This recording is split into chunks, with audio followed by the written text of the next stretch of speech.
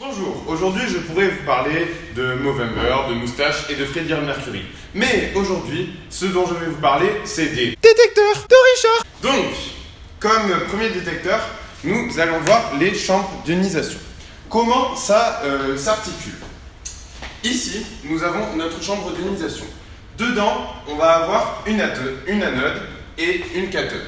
Notre rayonnement ionisant, il arrive au niveau de la cathode, il décroche un électron qui est accéléré par la différence de potentiel entre notre cathode et notre anode et qui va venir percuter l'anode et créer un courant électrique.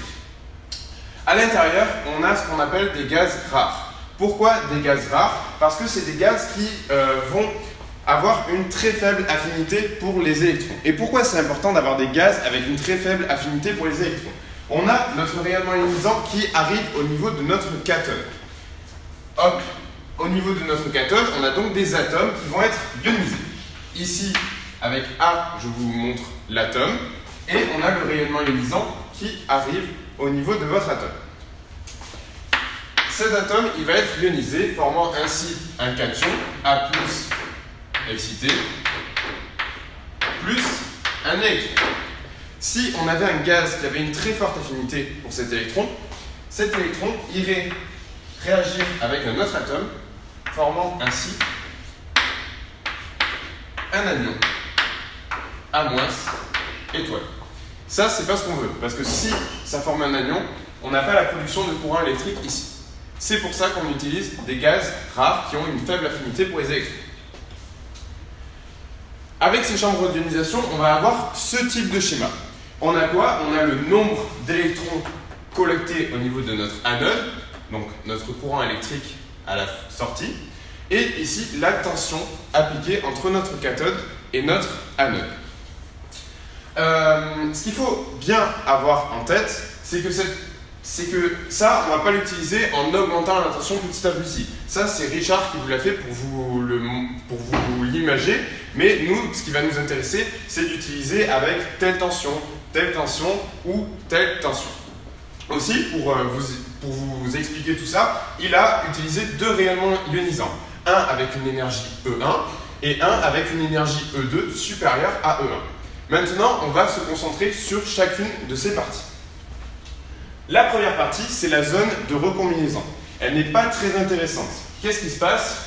On a exactement cette réaction avec notre rayonnement ionisant qui arrive au niveau de notre atome, qui ionise notre atome et qui forme un électron. Sauf que la tension, elle est faible ici. Elle est très faible, vous voyez. Et du coup, notre électron, il va être recombiné à son ion et il va reformer l'atome. C'est pour ça que c'est la zone de recombinaison. Et au final, on a très peu d'électrons qui arrivent au niveau de notre anode et donc ce n'est pas intéressant. La deuxième partie, c'est la chambre d'ionisation. Dans cette chambre d'ionisation, qu'est-ce qui va se passer? On va avoir notre rayonnement ionisant, encore une fois, qui va ioniser notre atome, formant un ion plus un électron. On va avoir uniquement des ionisations dites primaires. Et c'est-à-dire que le nombre d'électrons collectés au niveau de l'anode, N, il sera égal au nombre'ionisations primaires, K.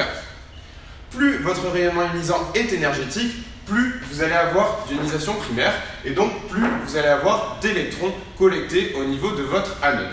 Et donc, c'est ce qu'on voit ici. On voit qu'on a un rayonnement E1 et d'énergie E1 et un rayonnement d'énergie E2. Et vous voyez que pour le rayonnement d'énergie E2, on a plus d'électrons collectés au niveau de l'anode que pour le rayonnement d'énergie E1. Du coup, c'est à ça que sert une chambre d'ionisation. Ça sert à mesurer l'énergie d'un rayonnement ionisant. Plus notre rayonnement ionisant aura une énergie grande, plus on aura d'électrons collectés au niveau de l'anode.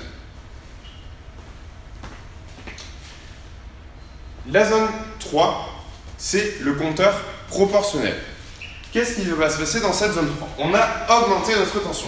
Du coup, nos électrons ils vont être accélérés et ils vont gagner beaucoup d'énergie. Et ces électrons qui ont gagné de l'énergie vont être capables d'ioniser d'autres atomes à côté.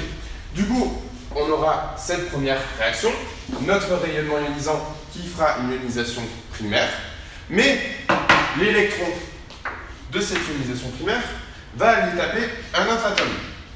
Et il va ioniser cet autre atome, formant encore une fois un cation et un électron. Et cet électron, on le retrouvera aussi. Hop. Du coup, on a deux électrons qui vont être capables d'aller taper encore une fois un autre atome, d'aller ioniser d'autres atomes, et on va avoir une avalanche. De plus, cet ion, il va se désexciter, il va aller interagir avec les autres atomes, et il va lui aussi être capable de former d'autres ions et donc d'autres électrons. Vous comprenez bien qu'à partir d'une ionisation primaire, on va avoir une cascade, une avalanche d'ionisation secondaire, et donc on va avoir beaucoup d'électrons formés. Et ainsi, pour un électron, pour une ionisation primaire où on avait un seul électron dans notre champ d'ionisation, avec le compteur proportionnel, on a une ionisation primaire qui va produire jusqu'à 10 puissance 5 électrons. Et pourquoi c'est intéressant ça? Parce que la chambre d'ionisation primaire, on a dit, elle permettait de mesurer l'énergie.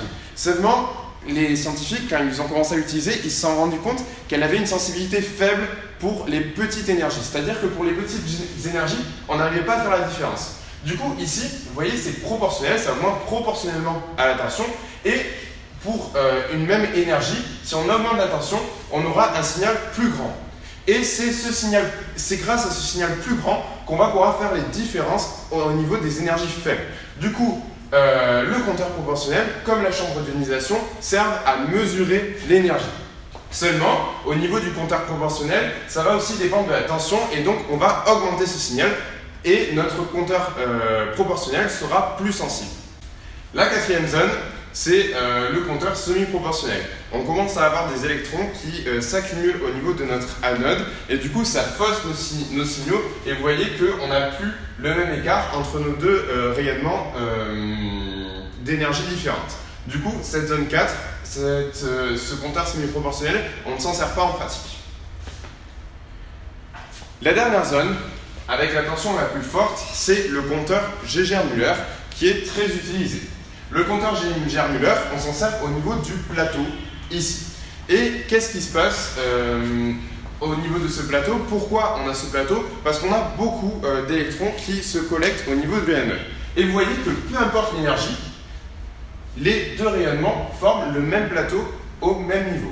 Pourquoi? Parce que le compteur Geiger-Müller sert à, non pas à mesurer l'énergie, mais ça va servir à mesurer, par exemple, l'activité d'une source radioactive. Donc, le nombre de rayonnements ionisants. Et ici, Richard, il a mis deux rayonnements, deux mêmes sources avec la même activité, mais avec des énergies différentes. Seulement, avec le compteur Geiger-Müller, si on a des activités différentes, c'est là qu'on aura des variations au niveau de notre nombre d'électrons collectés. Bon, j'espère que cette vidéo vous a plu. Le mois de novembre, je sais qu'il est difficile, donc c'est vraiment pas le moment de lâcher. Si la vidéo vous a plu, n'hésitez pas à lâcher un pouce bleu, à vous abonner à ma chaîne, vous avez le lien ici. Hugo, je compte sur toi. Et bref, continue à fond et on n'oublie pas, on commence à fond et on accélère. Cimetière, c'est le corbeau du cimetière, c'est le corbeau du cimetière, c'est le corbeau du cimetière, il mange les morts et la terre, c'est le corbeau du cimetière, c'est le corbeau du cimetière, c'est le corbeau du cimetière.